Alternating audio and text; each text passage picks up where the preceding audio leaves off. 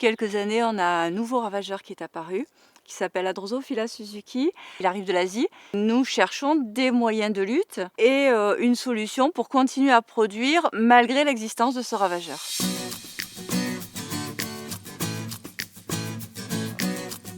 À ce jour, nous étions sur une production fruitière intégrée, c'est-à-dire une réflexion en fonction de la pression et des réponses sur des traitements phytosanitaires. Il se trouve que l'évolution de la réglementation fait que ces traitements sont de plus en plus complexes. Il y a eu d'énormes programmes de recherche qui ont été mis en œuvre. Pour l'instant, on sait que peut-être on aura des solutions qui n'arriveront que dans 10-15 ans.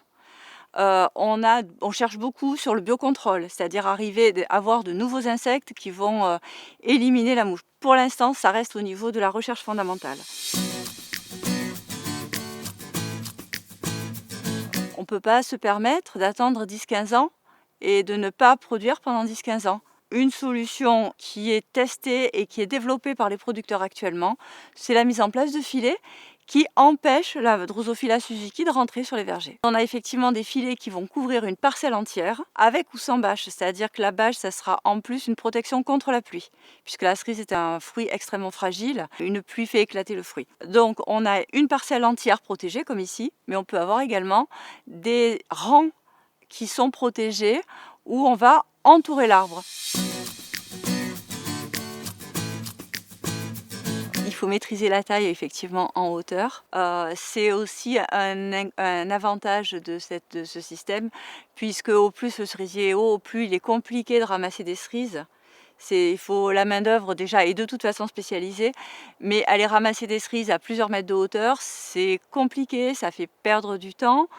Voilà, et là, il faut travailler sur un verger qu'on pourra presque qualifier de piéton.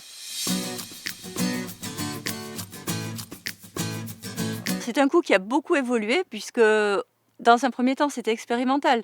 Donc comme tout ce qui est testé, on s'est un petit peu cherché. Actuellement, hors installation et en fonction du type de matériel de la parcelle, si on ramène à l'hectare, on est entre 30 et 50 000 € pour le matériel.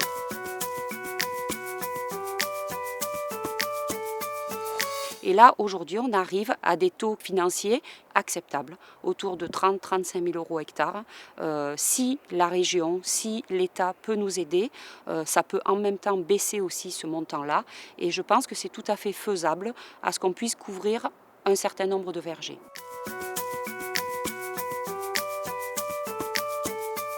La Chambre d'agriculture travaille depuis de nombreuses années en partenariat avec la station expérimentale La Tapie pour avoir déjà des données techniques sur la couverture de vergers. Les techniciens sont capables d'accompagner les agriculteurs, les accompagner dans la mise en place de leurs vergers et leur donner aussi des données technico-économiques pour les aider à rentabiliser au mieux leur investissement. Et se donner les moyens d'aider les professionnels à monter leurs dossiers. Parce que quand vous devez monter des dossiers, des plans de financement, c'est assez compliqué et c'est bien d'être accompagné.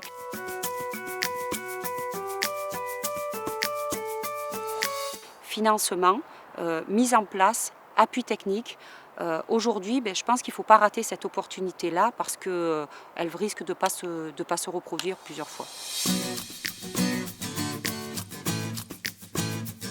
On est surtout dans une phase où on attend de la production agricole qu'elle soit beaucoup plus en phase avec les attentes sociétales, avec la durabilité de notre planète. Et effectivement, on doit trouver des moyens de lutte alternatifs, mais dans un pas de temps qui nous permettent en même temps de sauvegarder la filière.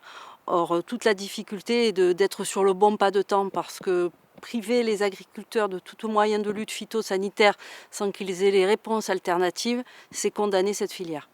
C'est quelque chose qu'on est en train de travailler à partir des propositions qu'ils nous ont faites. Il faut qu'on ait une estimation de surface, qu'on puisse ajuster différents leviers de financement, que ce soit la région sur fonds propres ou les fonds européens. Actuellement, on a le débat de la réforme de la PAC et du post-PAC, donc il faut qu'on sécurise nos crédits européens. Ça sera une donnée forte aussi de nos actions. Parce qu'on a un État qui est en train de nous faire une OPA sur les mesures d'investissement financées sur le volet régional du FEADER. Donc on a une bataille qui est engagée avec l'État sur le FEADER qui nous est véritablement indispensable puisqu'on adosse nos crédits régionaux à des crédits européens pour accompagner la transition de l'agriculture qui, pour moi, la compétitivité doit primer. C'est pas un gros mot, quoi. S'il n'y a pas de compétitivité, s'il n'y a pas de productivité, il y a rien. Il n'empêche que cette transition doit se faire aussi dans ce qu'on appelle une transition écologique et environnementale.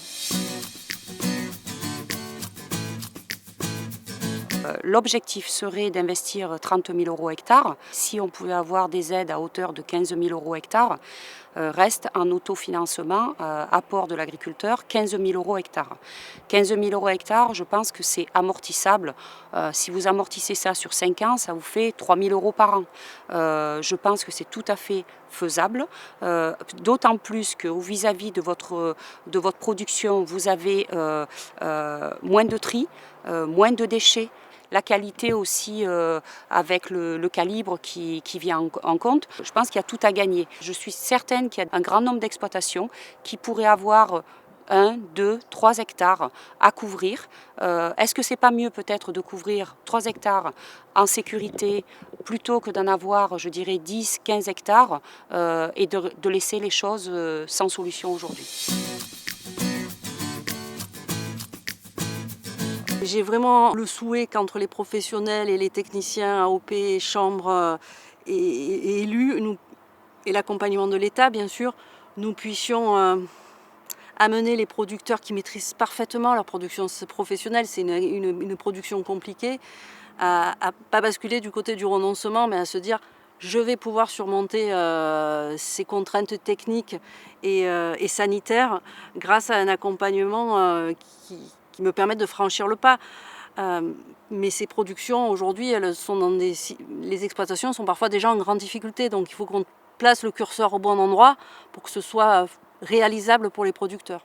Réagir, ne pas s'apitoyer sur son sort, au lieu de baisser les bras et se décourager, réfléchir maintenant et se mettre en route dès maintenant.